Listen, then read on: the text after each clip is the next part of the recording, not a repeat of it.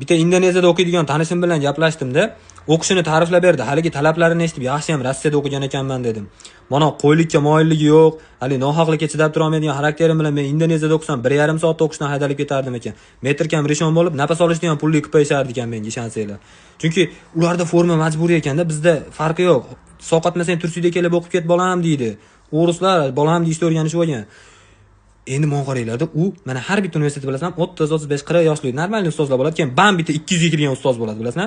Yoshlardan ko'ra Stalinga yaqinroq. U tash ustoz, ular medinist o'qigani uchun oq xalatda kelish majburiy ekanda, oq xalatda kelmasa darsga kirgizmaydi ekan.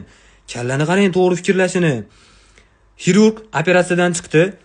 Nimaga bemorni o'ldirib qo'ydingiz desa, o'sha darsga oq xalatda bormaganim uchun deydi-yu, to'g'rimi? 1000 tadan 3000 ta holatda shunaqa bo'lib chiqadi-yu. Lekin 1000 tadan bitta ham holat kelib chiqmaydi.